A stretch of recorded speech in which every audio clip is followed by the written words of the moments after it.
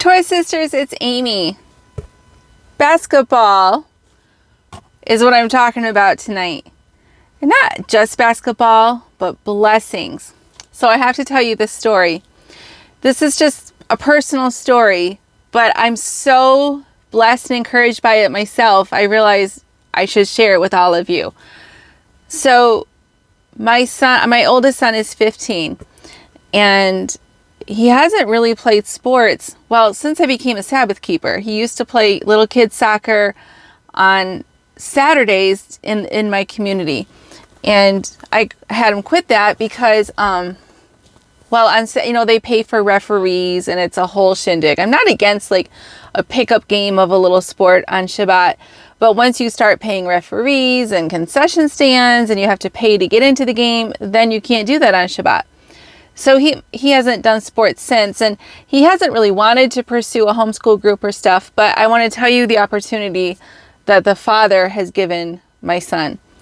There just happens to be, just down the road from me, a school.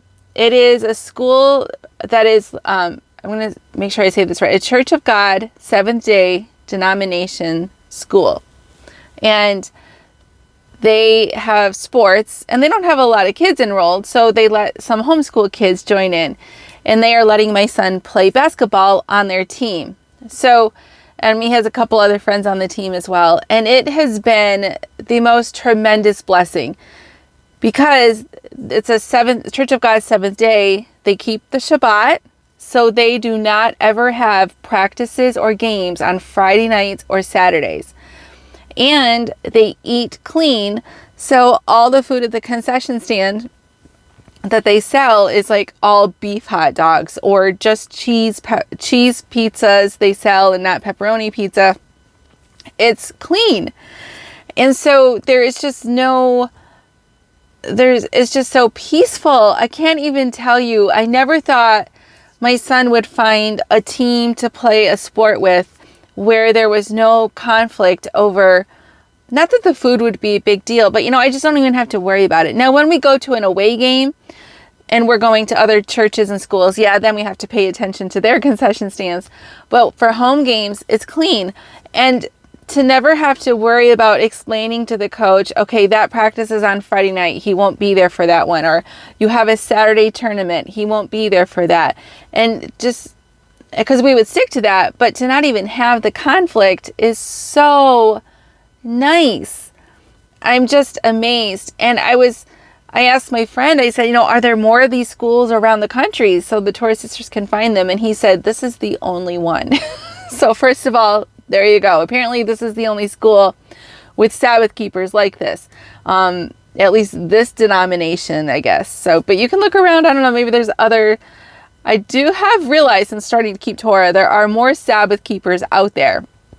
Now, I do have, I'm sure, some doctrinal differences with the board of this school, but by and large, they eat clean and they keep Shabbat, and those are the things that make this basketball thing so easy. I just cannot even get over it. It's the only one in the country, and it's right down the road from us. I just tell my son, I'm like, you're Yehovah's favorite. Now, does my son need to play basketball? Of course not. And here's part of what, we learn as we start keeping this stuff is our kids and us, we will, in a sense, according to the world, miss out on some things. There are things that we will not do on Shabbat or this or that. And so we miss out. But we know because we believe the whole word is true, that the Father is going to give us every blessing that he thinks we need. Does my kid need to play basketball? No, but the Father wanted to bless him and me with such an easy situation. So just if you start to feel down because you're missing out on stuff, be encouraged. I just want to tell you the story so that you're encouraged, because out of nowhere, you might find things that are completely permissible and wonderful. I'm not sure a year or two ago if I would have connected the dots that this school would let my kid play with them, or if that was even an option. It just kind of recently fell into our laps. thanks to some friends too. But I'm just amazed at the Father's goodness and how much He loves my kids. And they miss out on some stuff, but they have an abundance of blessings in other ways. And so just watch for opportunities, and you never know. And teach your kids the same, that you never know what opportunities and fun and blessings are around the corner that are completely within the boundaries of God's law, that are just nice things that He gives us that we don't deserve and we don't need, but He gives them to us anyway.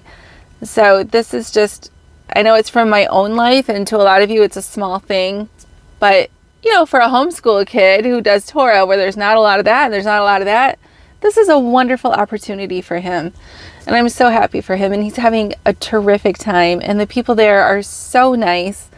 And it's, they're not, like I said, there's probably some doctrinal differences, but they're all really close. And so we just fit right in, and it's just been I can't say the word blessing enough, and an encouragement to remind my own self that there are opportunities out there that we do not even know about yet. I'll never stop keeping Torah. I'm just going to keep on keeping on regardless, because He's just going to give us everything we need and so much more. So if you have stories like this of things that you found out that are totally permissible and work around the Shabbat and things, share encouraging stories for us. A lot of Torah sisters are just coming to Torah, and I remember what that's like. You quit playing the soccer on Saturdays, and you quit this and you quit that, and you start to feel like all you're doing is taking stuff out of your life, and you do it happily, but it's also kind of like, you want to know what can you do? What other ideas do you sisters have? Leave comments and encourage one another. That's it. Good night.